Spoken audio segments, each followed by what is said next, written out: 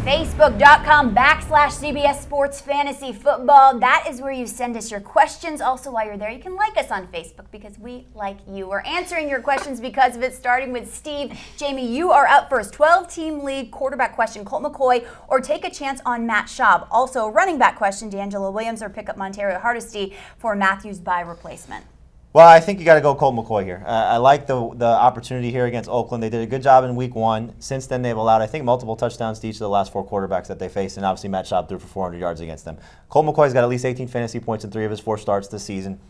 I think he's playing well. You know, I like the fact that they're going to give Greg Little more playing time, give Evan Moore more playing time. That'll only increase his weapons on the field. He might have to throw if Peyton Hillis can't get the job done. In terms of the running back question, to me, they're even. And I think I'll go with D'Angelo Williams' big playability over Montario Hardesty. If we knew that Peyton Hillis, you know, Shermer came out and said he's going to get the majority in terms of Hillis getting the majority of carries. That sort of kills a little bit of what Montario Hardesty can do. Yeah, I agree. D'Angelo Williams, I'd go with. And then, of course, Colt McCoy. You look at this matchup, the Raiders giving up over 300 yards passing per game. They're giving up 10 passing touchdowns on the season, 3rd most. McCoy, you mentioned the trend for the Raiders. McCoy himself is giving you 300 yards or with a touchdown or multiple touchdowns now in 3 straight games. He's playing pretty well, you know. But will his arm fall off? It's going to 61 passes. Yeah, you don't want to have to throw it 61 times to get to 300 yards. But at the end of the day, all you take is the fantasy numbers. Right, exactly. Absolutely. Nathan, you're up next, and the question is from a guy named Rex. Keeper or not? Andre Johnson, should I keep him benched while getting by with Nate Washington, Santonio Holmes, and Hayward Bay? I'm not sure I really understand the question because I don't know what choice you have. Maybe you're saying to trade Andre Johnson and seek out some type of value for him, and if you get a good trade offer, that's fine, but otherwise, you got to keep him on the bench, and you got to go with Nate Washington, Darius Hayward Bay, and Santonio Holmes. Yeah, you're really stuck. I wish Rex would say, let's go get a snack. I don't even want to tell you about it. You know, I would normally go to Jamie next, but this guy's calling you out. From Robbie, Zagura said to sell high on Megatron. Is that even an option?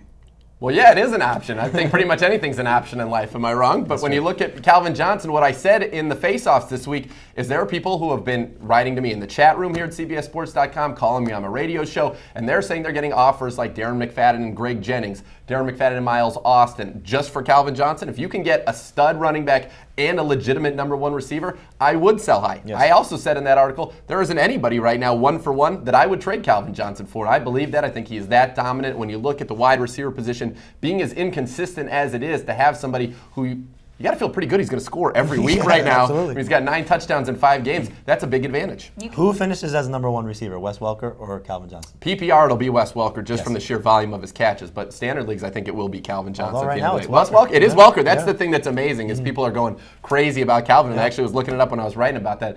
Wes Welker's actually ahead of him. Number 1 guy. Yeah. Last Facebook question before we get to Twitter. Which tight end would you start? This is to Jamie. Owen Daniels or Aaron Hernandez? Thanks. You know, I'm going to go with Aaron Hernandez. The Baltimore Ravens have been fantastic against opposing tight ends. Only 3 touchdowns allowed in the last 20 games.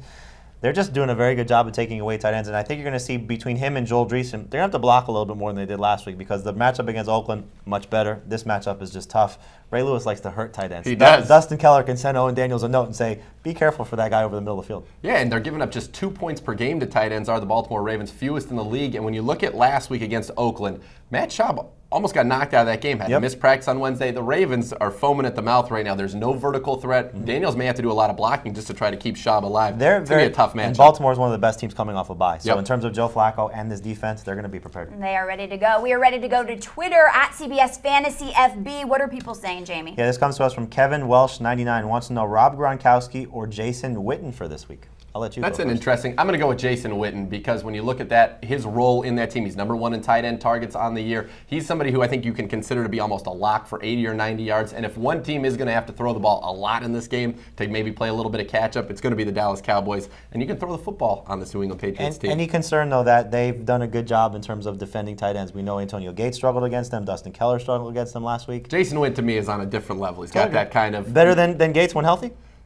Maybe Gates wasn't healthy, though. Because true. all of That's a a good sudden, he hasn't played since that game, which I traded for him that week, which is awesome. By the way, awesome. Yeah, Jamie, keep them coming. This comes to us from Tavancel25. It's got Santana Moss or Victor Cruz. Oh, I'm sorry, it's a trade. Santana Moss and Victor Cruz for Doug Baldwin and Maurice Jones-Drew. He would be getting Maurice Jones-Drew. Do you make that deal?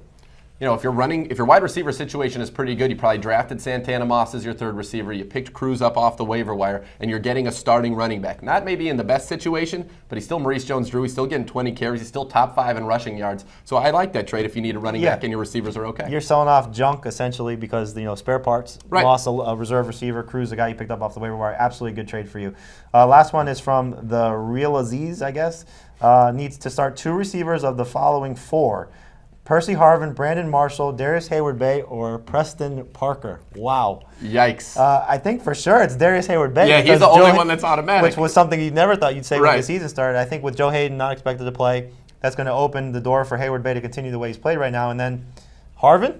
Yeah, it says he gets return yards, it looks like, as well. So to me, that puts it in Percy Harvin's camp. Yeah, I would say so too. By the way, that's the real lies, not the real Aziz. No, it's real Alize. The real Alize. Real Alize. It could be the real Alizé.